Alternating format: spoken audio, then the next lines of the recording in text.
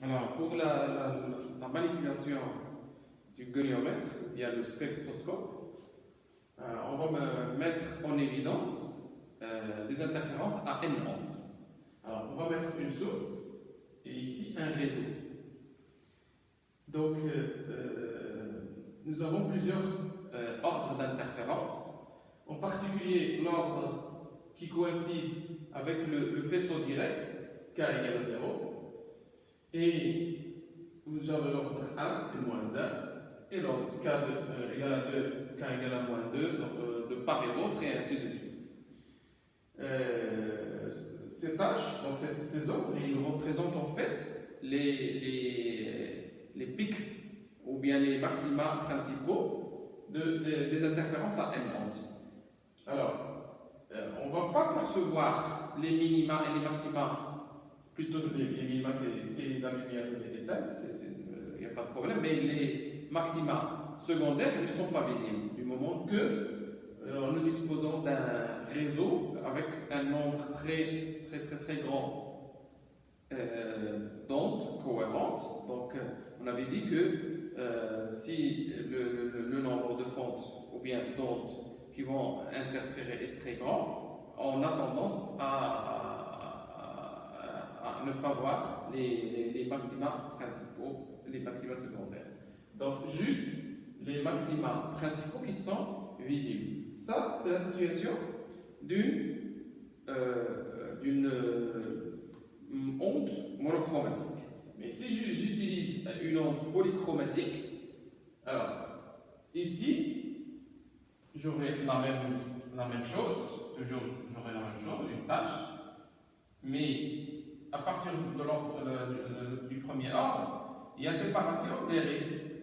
Il y a séparation des raies du moment que chaque figure d'interférence relative à chaque raie a une interfrange différente. Donc, une première interfrange, une deuxième, et une troisième, et ainsi de suite. Donc, la conséquence, c'est un spectre de raies. C'est pourquoi on l'appelle un spectroscope.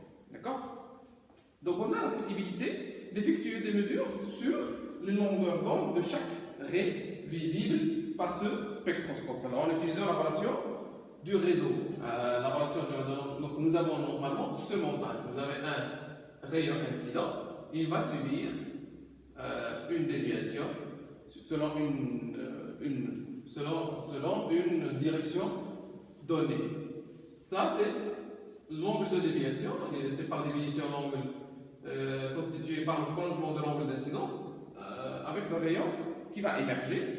Donc, cet angle, ce n'est que d'autre que la somme des deux angles, θ0 plus θ.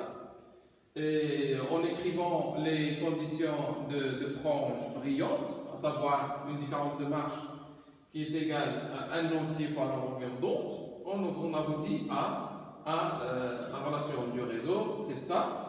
Il faut signaler que A, c'est la largeur des fentes qui est inversement proportionnelle à n, le nombre de fentes. D'accord? Donc on peut remplacer dans l'expression A par n et j'ai cette relation, c'est la relation du réseau, et je peux en déduire cette relation que je vais manipuler durant mon TP, donc 2 fois sinus d minimum sur 2, qui est égal à k l'ordre, n le nombre de fentes et la longueur d'onde, donc lambda. Je peux, connaissant le nombre de fentes, je peux tirer la longueur d'onde en mesurant, en effectuant une mesure de déviation. C'est ce que je fais pratiquement sur le goniomètre. Je vais effectuer des mesures de déviation et à chaque fois, donc, un des deux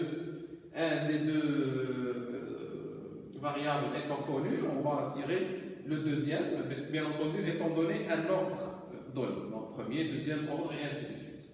Donc voilà, donc c'est le principe de fonctionnement, ou le principe de ce TP, le goniomètre ou bien le spectroscope. Voilà. Alors, ceci est un goniomètre ou bien un spectrogoniomètre. Comme son nom l'indique, il permet de mettre en évidence des spectres de raies. Donc, ce système est constitué d'un collimateur, c'est ça. Il permet de transformer une onde une onde sphérique en une onde plane. Donc, les rayons vont se diriger dans ce sens et je vais les récupérer avec cette lunette de visée. D'accord, qui est une lunette tournante. Ce système équipé d'un vernier gradué permet d'effectuer des mesures des angles avec une grande précision de l'ordre de la minute.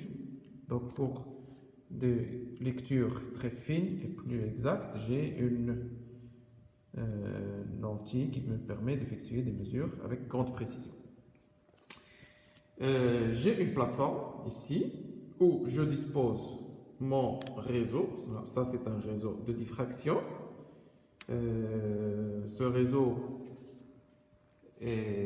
contient des traits très fins qui ne sont pas visibles à l'œil nu. C'est normal du moment que la largeur des fentes, c'est de l'ordre de micromètres. Donc, c'est environ 3 micromètres. Donc, le principe de fonctionnement, j'ai un rayon incident. Ce réseau va diffracter la lumière en plusieurs ordres. Va diffracter la lumière en plusieurs ordres. J'ai ici l'ordre 0 d'interférence, c'est le faisceau direct. Et j'ai plusieurs ordres dans ce plan. Et donc je vais traquer les différents ordres.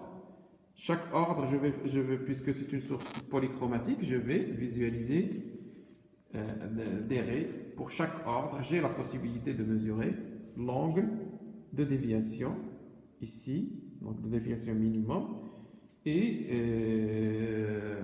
je peux en déduire la longueur d'onde connaissant le nombre de fentes, ou bien l'inverse. Si je connais le nombre de fentes, je peux déterminer les différentes longueurs d'onde. C'est ce que je fais en pratique. Donc chaque couleur, je peux déterminer la longueur d'onde de chaque couleur avec une grande précision.